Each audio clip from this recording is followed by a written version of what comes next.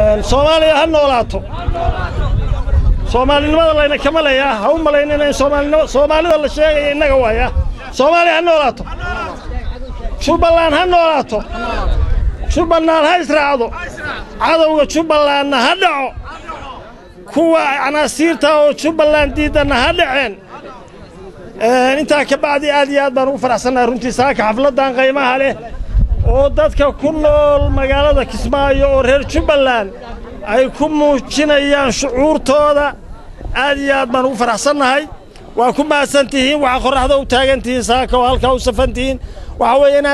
inaad difaacataan qadiyadiina sharaftiina dalkiina iyo magaciina dawladdiina baarlamaankiina inaad difaacataan ba halka u joogtaan saaka soo sida maaha waxaan rabnaa waxaan rabnaa saaka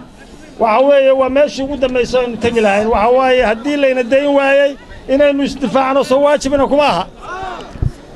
af iyo adinba way isku difaacaynaa haddii layna dayn waayo soo sidaa maaha waxaan rabaa saaka inaan halkan uga mahadceliyo dadka ku nool magaalada Kismaayo oo saaka banaanbaxan u taagan waxaan runtii aad iyo aad uga xunahay meeshii magaalada madaxda Soomaaliya u ahayd oo dawladda Soomaaliya fadhiday oo aanu islahayn runtii waxa weeye mustaqbalka ummaddu meesha isugu tagi doonto tahay inay balaayo ka soo baxayso noo muuqata waxa weeye haddii magaalada Muqdisho oo aadan u jecelahay runtii dadka anaasiirta oo xumaynaya magaceeda iyo sharafteeda iyo magaalada madaxnimadeeda xumaynaya haday dayn waayaan magaalada madaxdii saddexaad oo Soomaaliya waa Kismaayo iyada dadka koonfur Soomaaliya jooga iman doonaan annaguna diyaar baan u nahay soo dhaweyno laakiin waxa weeye magaaladu dambi ma lehe waxa dambi la dadka dambiilayaasha oo ku soo aruuray oo raba inay Soomaaliya ay waligood isu iman oo dadkii Soomaaliya maaragtay ay isu soo noqon oo dadka guryihiisa haysta oo dadka beerihiisa haysta oo dadka hantidiisa haysta kuwa weeye kuwan la hadlaynaa ummadda ku nool magaalada Muqdisho iyo mas'uuliyiinta magaalada Muqdisho aad iyo aad baan ugu mahadcelinaynaa waana mahadsanyihiin u shaqeynayaan oo ogna waxaan rabnaa saaka haddii alla idmo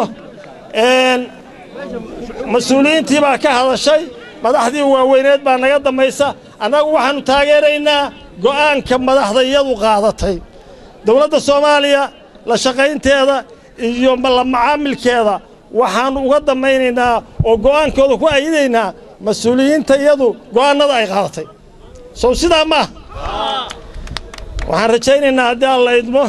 annagu cidna marti uma nihin dawladda Jubbaland waa dhisan tahay Axmed Madoobe